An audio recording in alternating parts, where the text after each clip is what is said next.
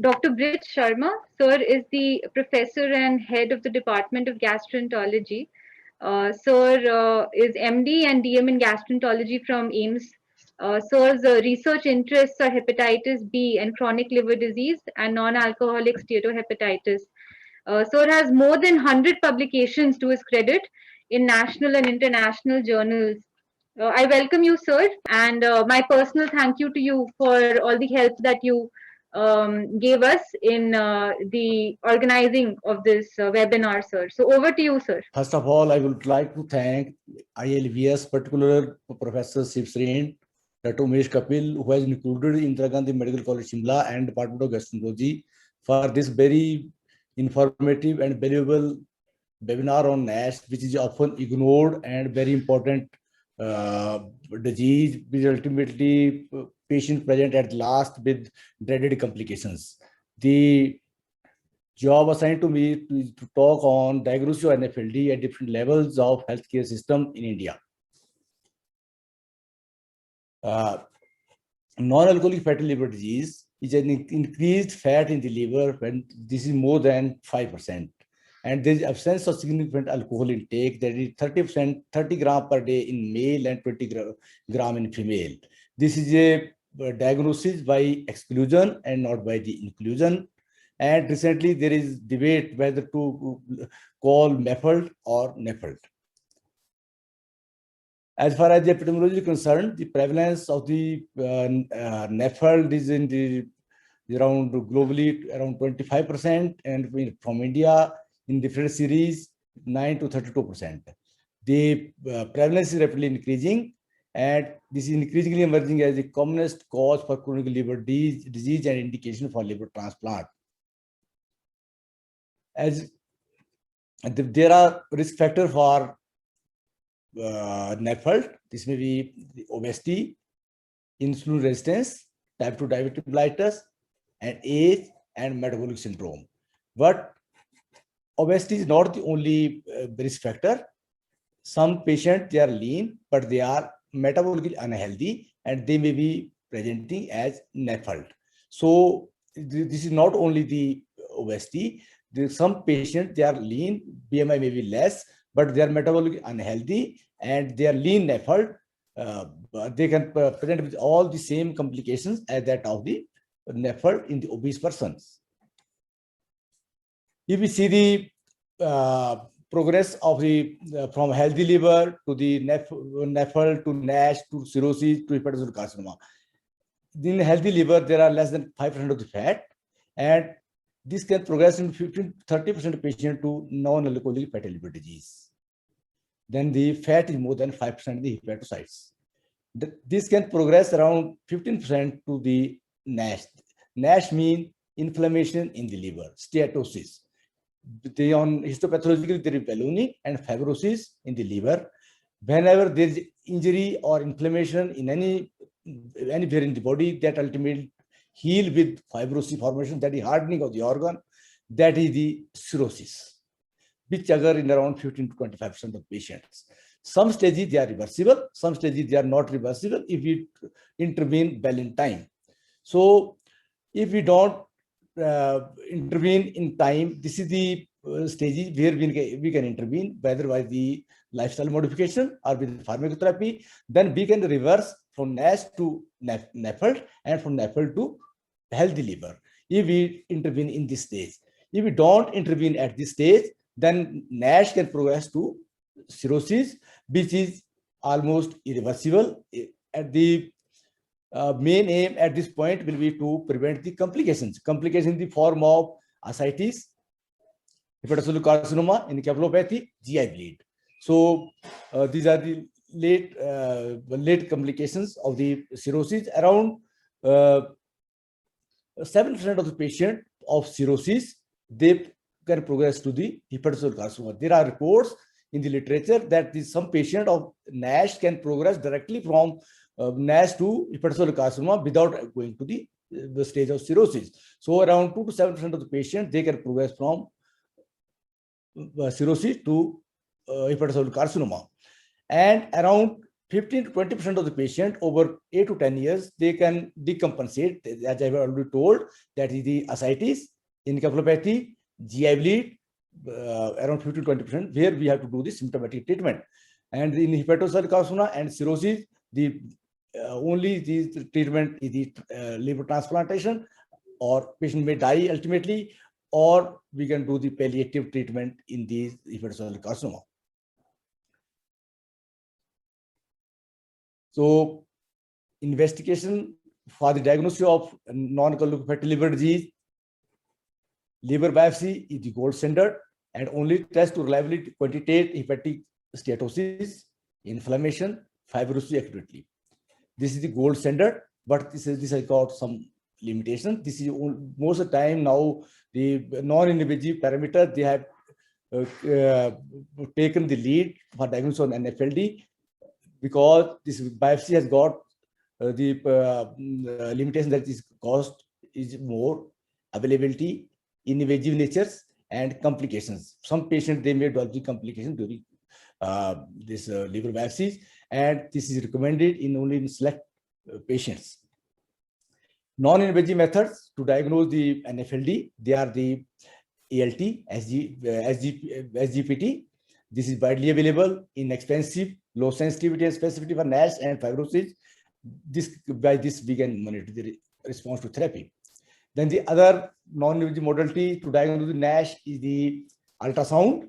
This is relatively inexpensive. Steatosis, venous steatosis is less than 20%, and relatively in obese individual, this is may not be good modality because window may not be proper to diagnose less fat in the liver, and this has got subjective variations, and this is widely available, cheap. And the other these scores, they are a NAFLD score, which include the liver function test, metabolic syndrome, diabetes, and some blood parameter in the form of platelet, which is the we can calculate this with the on this computer-based formula, and if the score is less than minus 1.4, then there is no fibrosis, and if there is score more than 0.67, then there is advanced fibrosis.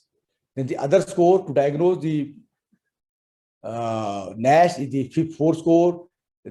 This again includes the age, platelet, AST, and ALT levels in patients. This is most of the parameters which are included in these scores. They are widely available at small places, also in PSC, CSC, or in district hospitals. So if the FIB-4 score is less than 1.5, there is no advanced fibrosis. If this FIB-4 score is more than 3.25, there is advanced fibrosis. So FIB-4 and NAFLD score, they have got high negative predictive value to exclude the advanced fibrosis.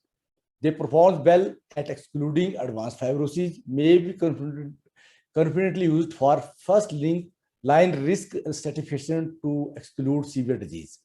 A combination of elastography with these scores may be better than either method. Their positive role in monitoring response to therapy. Then the other non-invasive method to diagnose the NAFLD NASH is the transient elastography, also called a FibroScan, which simultaneously measure the liver stiffness, how much is the fibrosis, and the controlled attenuation parameter, the CAP, that how much fat is there in the liver. This performs best at ruling out the advanced fibrosis. As far as the Himachal Pradesh is concerned, this FibroScan is established in Medical College Shimla and Rajendra Prasad Medical College Tanda. In two places in Himachal Pradesh, the FibroScan is being installed. This other method is the magnetic resonance elastography, but this is not routinely available in the most of the places. And this to diagnose elastography needs some software also, but this overall performance is best, can distinguish between fibrosis and stages, and limited by cost, portability, and availability. As far as the FibroScan is concerned, this is ultrasound-based shear wave velocity measurement, and this fibrosis is being measured in kilopascals. F1 score, if more than LSM is more than 7.2, And if F3 if it is more than 9.5, F4 if it is more than 12.5. And then the other parameter which is being measured by the this FibroScan is the CAP.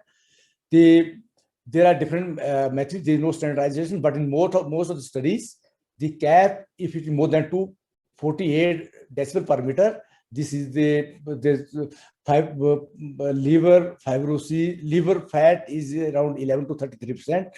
This is labeled as S1. And if it is more than 268, then S2, and liver fat is more than 32 to 66%. And if it is CAP is more than 280, then S3, and liver fat is more than 67%.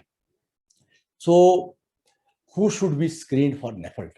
To screen general population is not easy. In India, being the huge population and medical facilities are not so well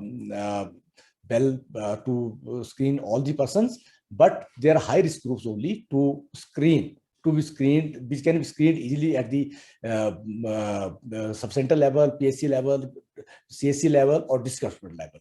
There are overweight and obese persons, age more than 50 years, coronary disease, diabetes, family history of liver disease, dyslipidemia, and abdominal obesity. That is base circumference in men more than 90 centimeters and in females more than 80 centimeters.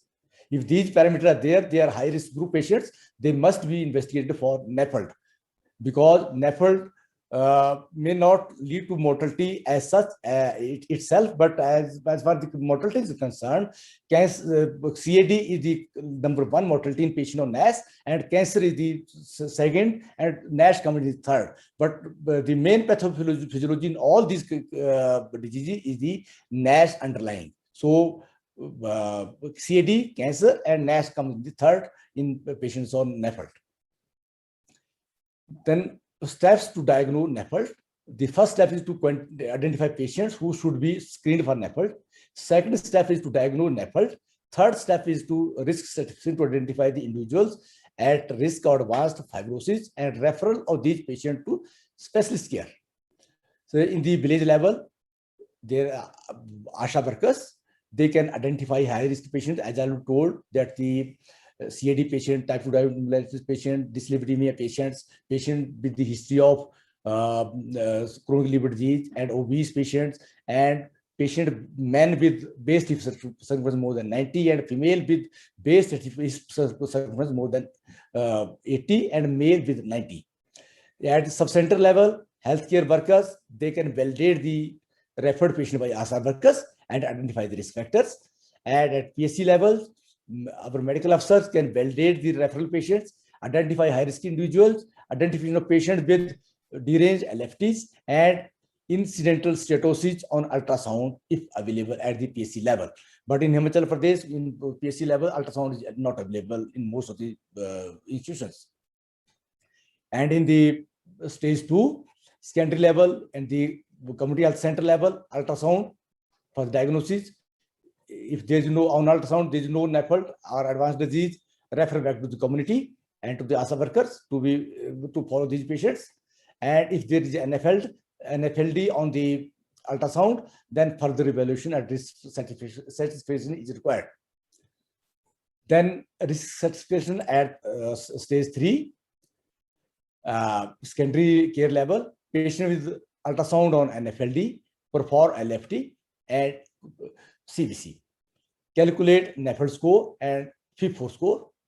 As already told, if low risk for advanced fibrosis, patient referred back to PSC for management of diabetes, dyslipidemia, hypertension, weight reduction, and these patients should be reassessed after 3 years. Reassessment, our medical officer or health worker should tell the patient that they need further follow-up after 3 years, because in India there is no proper follow-up system of the patient. So patient has to come their own for their routine checkup after 3 years. If there is intermediate risk, refer patient to district hospital for further evaluation. High risk for advanced fibrosis, refer patient to the district hospital or tertiary care center. In the tertiary care, NAFLD patient with intermediate risk for advanced liver fibrosis perform elastography. In Himachal Pradesh, elastography available in 2 centers, Indira Gandhi Medical College Shimla and Tanda. If low risk for advanced fibrosis, refer back to primary center and reassessed after 3 years. High risk, refer patient to the tertiary care center, that is medical colleges. At medical colleges, the patient will be evaluated with intermediate and advanced fibrosis with liver biopsy if indicated, CT MRI, screening for portal hypertension and its complication, and screening for hepatocellular carcinoma, and evaluation and management of associated comorbidities, and enrollment of these patients in clinical trial if there are some trials going on. So early detection and management is the key. Need for biomarker for early diagnosis. There are so many biomarkers, but none of them, the biomarkers, they are not validated. The development of sensitive biomarker to differentiate between NAFLD, cirrhosis versus NASH is required. Effective treatment of both NAFLD and NASH should be instituted at the tertiary level and to assess for the reversal of fibrosis or cirrhosis. Thank you.